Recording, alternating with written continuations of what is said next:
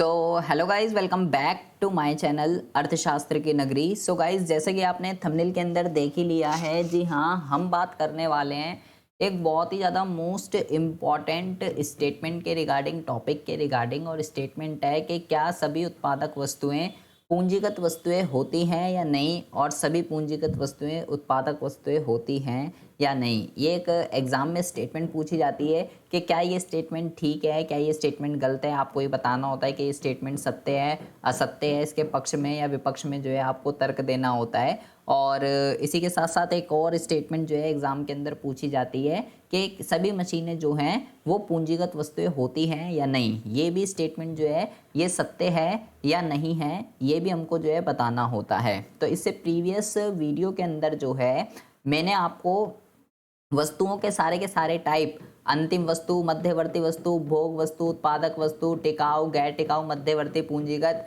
ये सारी की सारी चीज़ें जो है मैं आपको ऑलरेडी बता चुका हूँ, पढ़ा चुका हूँ। अगर आपने वो वीडियो नहीं देखी है तो मेरे भाई सबसे पहले आपको जो है उस वीडियो को देखकर आना है, बिना उसके आपको कुछ भी समझ में नहीं आने वाला है। तो मैं आपसे आशा करता हूँ कि आपने वो वीडियो जो है देख रखी होगी। तो मुद्दे की बात ये है, मैंने आपको लास्ट क्लास के अंदर ये पढ़ाया था कि भाई यहाँ पे आप देखेंगे, मैंने आपको लास्ट क्लास के अंदर जो है ये पढ़ाया था कि ये जो उत्पादक वस्तुएं जो होती है ना, ये दो तरीके की होती है।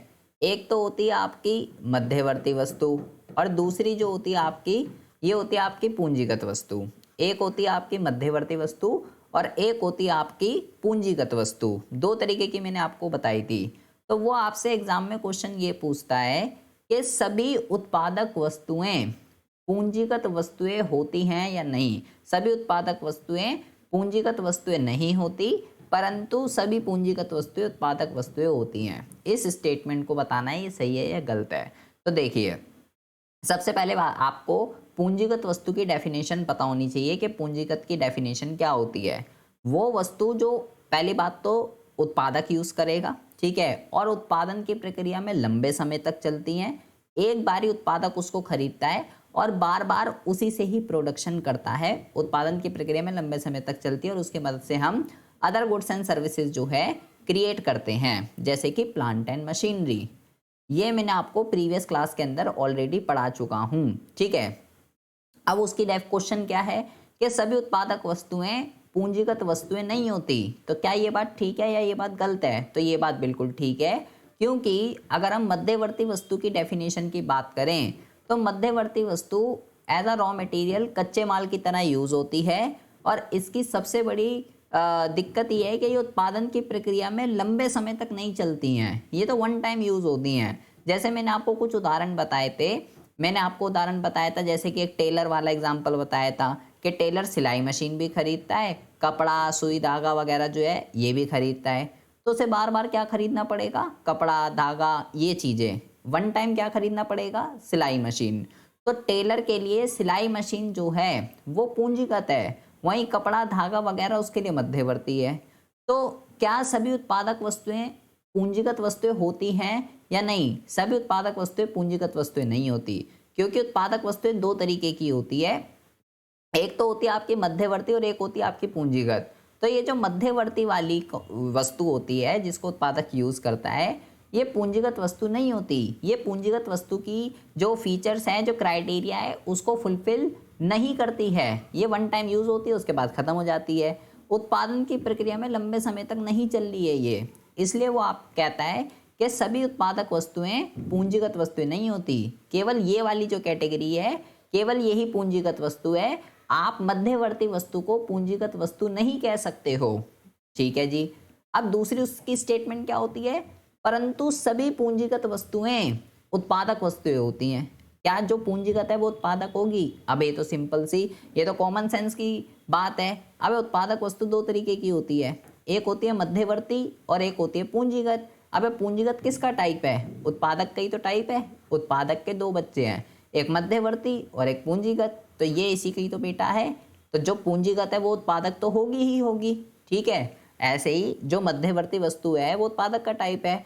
मध्यवर्ती वस्तु उत्पादक वस्तु है, पूंजीगत वस्तु भी उत्पादक वस्तु है, दोनों उत्पादक वस्तु के टाइप है। तो सिंपल सी बात है, उनका पापा उत्पादक वस्तु है। परंतु परंतु जो मध्यवर्ती है मैं उसको पूंजीगत नहीं कह सकता। ठीक है, जो मध्यवर्ती है मैं उसको पूंजीगत नहीं कह सकता क्योंकि वो उसके क्राइटेरिया को फुलफिल नहीं करती है, सबसे पहली बात तो। अच्छा जी, तो ये स्टेटमेंट क्लियर है पहली कि सभी उत्पादक वस्तुएं पूंजीगत वस्तुएं नहीं होती हैं, क्योंकि मैं मध्यवर्ती को पूंजीगत नहीं कह सकता, मध्यवर्ती वस्तु पूंजीगत का क्राइटेरिया फुलफिल नहीं करती है। परंतु सभी पूंजीगत वस्तुएं उत्पादक होती हैं, हाँ जी, क्योंकि जो पूंजीगत है वो उत्पादक तो होगी ही, क्योंकि उसी का तो टाइप है। तो पहली स्टेटमेंट आपको बहुत ही अच्छे से समझ में आ गई होगी कि ये स्टेटमेंट सत्य है। अब हम बात करते हैं दूसरी स्टेटमेंट के रिगार्डिंग। दूसरी स्टेटमेंट क्या होती है जी?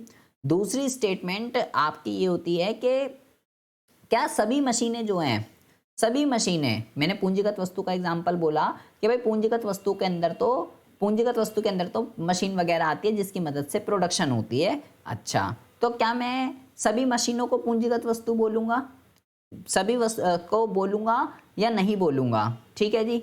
अच्छा, तो अब हम बात करते हैं ज़रा। तो सभी मशीनें जो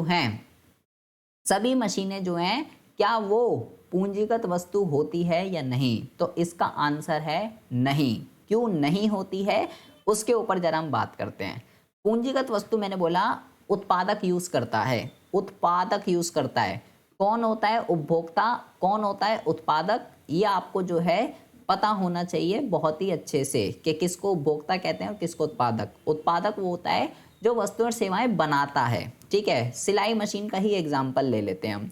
अगर एक सिलाई मशीन एक टेलर यूज कर रहा है, बहुत ज़्यादा ध्यान से सुनेंगे, अगर एक सिलाई मशीन, एक यहाँ पे देखेंगे, उदाहरण के लिए एक सिलाई मशीन दर्जी के लिए क्या है? एक दर्जी के लिए तो पूंजीगत वस्तु है। क्यों है भाई पूंजीगत वस्तु? क्योंकि वो जो टेलर है वो सिलाई मशीन का जो है एज अ क्या कहते हैं मशीन की तरह यूज़ कर रहा है, उत्पादन की प्रक्रिया में वो उसका यूज़ करेगा। देखिए यहाँ पे मैंने यहाँ लिख रखा है एग्जाम्पल में कि एक सिलाई मशीन जो है वो दर्जी के लिए तो पूंजीगत वस्तु होगी क्योंकि उत्पादन की प्रक्रिया में उसका प्रयोग किया जाएगा। लेकिन अगर वही सिलाई मशीन जो है, देखिए, जबकि एक सिलाई मशीन जो घरेलू महिला घर की सिलाई के लिए प्रयोग कर रही है, जो हमारे घर में वही सिलाई मशीन घर में भी होती है और वही सिलाई मशीन जो है बाहर टेलर के पास भी होती है जो टेलर यूज़ करता है। तो कह रहा है अगर घर में है वो सिलाई मशीन तो वो कौन सी वस्तु होगी? वो सिलाई मशीन उपभोग वस्तु है, ना कि पूंजीगत। और उपभोग में भी मैंने आपको कौन सी बताई थी, एक होती है टिकाऊ और एक होती है गैर टिकाऊ। तो भाई अगर सिलाई मशीन उत्पादक यूज, अगर कोई भी मशीन उत्पादक यूज कर रहा है तो ही वो पूंजीगत होती है। ठीक है, अगर किसी मशीन का यूज उपभोक्ता यूज कर रहा है तो मेरे भाई वो टिकाऊ वस्तु होगी, ना कि वो पूंजीगत। तो अगर आपसे एग्जाम में क्वेश्चन पूछा जाता है कि क्या सभी मशीनें जो हैं पूंजीगत वस्तुएं होती हैं या नहीं, तो सभी मशीनें पूंजीगत वस्तुएं नहीं होती हैं। केवल वो मशीन पूंजीगत वस्तु होगी जिसका यूजर उत्पादक होता है, जिसका यूजर उपभोक्ता है, वो पूंजीगत वस्तु नहीं होती है, वो टिकाऊ उपभोक्ता वस्तु होती है। ये बात आपको जो है ध्यान रखनी है। दो स्टेटमेंट मैंने आपको क्लियर कर दी है। पहली स्टेटमेंट थी सभी उत्पादक वस्तुएं पूंजीगत वस्तुएं नहीं होती, परंतु सभी पूंजीगत वस्तुएं उत्पादक वस्तुएं होती है। पहली स्टेटमेंट आपको क्लियर है। दूसरी स्टेटमेंट क्या थी? दूसरी स्टेटमेंट थी कि क्या सभी मशीनें पूंजीगत वस्तुएं होती है या नहीं? तो इसका आंसर मैंने भी आपको बता दिया, नहीं होगी। और पहली स्टेटमेंट जो थी वो सही थी, पहली सही है और दूसरी जो है वो गलत थी। अब हम बात करते हैं तीसरी स्टेटमेंट के रिगार्डिंग। तीसरी स्टेटमेंट के रिगार्डिंग क्या है? तीसरी स्टेटमेंट, क्या एक ही वस्तु अंतिम और मध्यवर्ती दोनों हो सकती हैं या नहीं हो सकती हैं? इससे प्रीवियस क्लास के अंदर मैंने आपको जो है अंतिम वस्तु क्या होती है, मध्यवर्ती क्या होती है, ये मैं बहुत ही अच्छे से आराम से आपको पढ़ा चुका हूँ। तो इसलिए रिक्वेस्ट है आप प्रीवियस वीडियो बहुत ही अच्छे से देख लीजिएगा। ठीक है, मैंने आपको ये बताया था कि ये वाली जो कैटेगरी है टिकाऊ वस्तु, ये जो है आपकी गैर टिकाऊ वस्तु, और ये जो है आपकी पूंजीगत वस्तु। ये तीन जो मैंने आपको वस्तुएं पढ़ाई थी, तो मैंने आपको बोला था मेरे भाई ये वाली और ये वाली, ये जो तीनों वस्तु होती है ये किसकी कैटेगरी के अंदर आती है? ये आपकी जो है अंतिम वस्तु के अंदर आती है। अंतिम वस्तु के अंदर, ठीक है। और ये जो है ये अलग है मध्यवर्ती। तो क्या एक ही वस्तु अंतिम और मध्यवर्ती क्या दोनों हो सकती हैं या नहीं, ये आपसे एग्जाम में पूछा जाता है। तो इसका आंसर है कि भाई कौन सी वस्तु अंतिम है, कौन सी वस्तु मध्यवर्ती है, मैं किसी वस्तु को देखकर ये पता नहीं लगा सकता हूँ कि कौन सी वस्तु अंतिम है, कौन सी वस्तु मध्यवर्ती है। सारी की सारी चीज़ें उसके अंतिम प्रयोगकर्ता, उसका यूज़र कौन है, इसके ऊपर जो है डिपेंड करता है। अच्छा, मतलब उस वस्तु का यूज़ कौन कर रहा है, इस बात के ऊपर डिपेंड करता है कि वो वस्तु अंतिम होगी या वो वस्तु मध्यवर्ती होगी।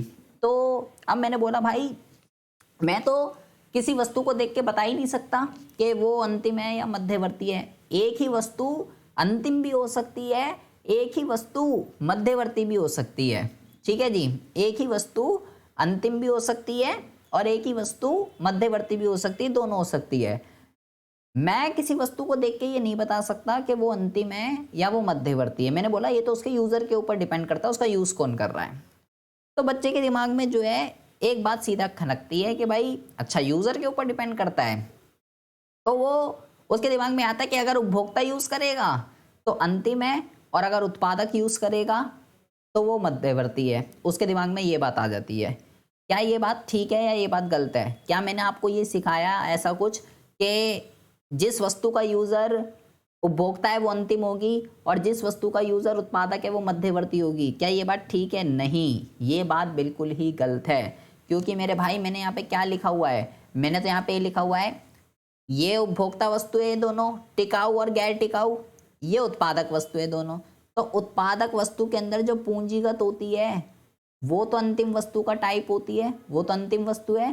तो ऐसा कुछ नहीं है कि अंतिम वस्तु केवल उपभोक्ता यूज करता है, अंतिम वस्तु उपभोक्ता भी यूज करता है जिसमें टिकाऊ गैर टिकाऊ आती है, और अंतिम का उत्पादक भी करता है जिसमें पूंजीगत आती है। तो ऐसा कुछ नहीं है कि अंतिम वस्तु उत्पादक यूज नहीं करता, उत्पादक भी करता है। अच्छा, और मध्यवर्ती, आप जरा ध्यान से सुनिए, मध्यवर्ती केवल उत्पादक करेगा, वो उपभोक्ता नहीं करता है। सबसे इंपॉर्टेंट बात।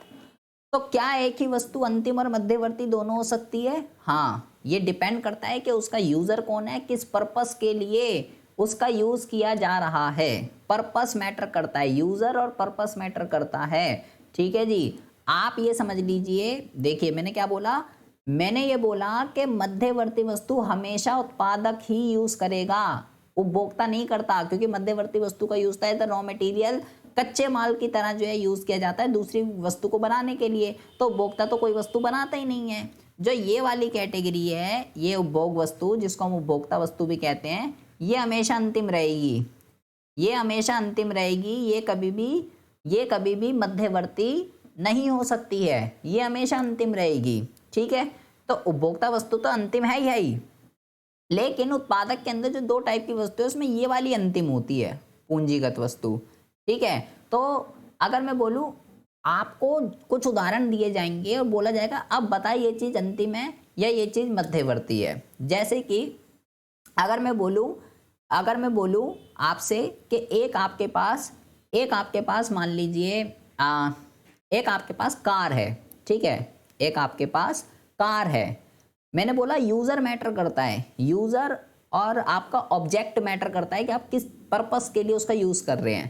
कार है, अगर एक कार मेरे पास है, ठीक है, अगर एक कार मेरे पास है तो वो मैंने अपने पर्सनल यूज़ के लिए आने जाने के लिए यूज़ करी है, तो वो अंतिम होगी क्योंकि उपभोक्ता के पास है। और वही कार अगर एक कार सेलर के पास है, कार सेलर गाड़ियाँ बेचने का काम है उसका, तो वो उस गाड़ी का क्या करेगा, वो उस गाड़ी को तो आगे बेच देगा। तो जो मध्यवर्ती वस्तु होती है उसको मैंने आपको बताया था रीसेल के लिए, आगे बेचने के पर्पस से भी उत्पादक अपने पास रखता है। तो वो तो अपने यूज के लिए रख ही नहीं रहा, वो तो उत्पादक है, उसका उद्देश्य उस गाड़ी को आगे बेचना, तो वही गाड़ी अब मध्यवर्ती हो जाएगी। तो गाड़ी वही है, मैं खरीद रहा हूँ तो अंतिम है, और वो कार सेलर अगर खरीद रहा है तो मध्यवर्ती है। तो एक ही वस्तु अंतिम और मध्यवर्ती दोनों हो सकती है, डिपेंड करता है उसका यूजर और किस पर्पस के लिए वो वस्तु जो है खरीदी जा रही है। ये बात आपको जो है पता होनी चाहिए। तो एक ही वस्तु अंतिम और मध्यवर्ती दोनों हो सकती है। हाँ, यूजर मैटर करता है और उद्देश्य। क्या सभी मशीनें पूंजीगत वस्तु होती है? नहीं, केवल वो होगी जिसका यूजर उत्पादक होगा। ठीक है, अगर यूजर उपभोक्ता है तो वो टिकाऊ वस्तु कहलाती है। क्या सभी उत्पादक वस्तुएं पूंजीगत वस्तुएं होती हैं? नहीं, परंतु सभी पूंजीगत वस्तुएं उत्पादक वस्तुएं होती हैं। हाँ, क्योंकि वो उसी का टाइप है। ये 3 स्टेटमेंट एग्जाम में बहुत ज़्यादा पूछी जाती है, बहुत ज़्यादा कन्फ्यूज़न रहती है स्टूडेंट को। तो आई होप आपको जो है बहुत ही अच्छे से अब क्लियर हो गया होगा कि भाई क्या दिक्कत, क्या परेशानी है तीनों स्टेटमेंट। फिर भी आपको अगर इन तीनों स्टेटमेंट में से कुछ भी स्टेटमेंट, कोई भी अभी भी स्टेटमेंट आपको समझ में ना आ रही हो, कोई भी डाउट है, कोई भी इशू है, तो आप मेरे को कमेंट बॉक्स में कमेंट करके पूछ सकते हैं, या आप मेरे को इंस्टाग्राम पर भी फॉलो कर सकते हैं। यूज़र आईडी मेरा नीचे आ ही रहा होगा, दुग्गल_रिटर्न। वहाँ पर भी आप जो है मेरे से आपका कोई भी सवाल है, कोई भी डाउट है, किसी भी चैप्टर में आपको कोई भी प्रॉब्लम आ रही है, तो आप जो है मेरे से वहाँ पर पूछ सकते हैं। ठीक है जी, तो मिलते हैं आपसे नेक्स्ट वीडियो में ऐसे इंटरेस्टिंग टॉपिक के साथ। तब तक के लिए have a good day, bye bye, take care.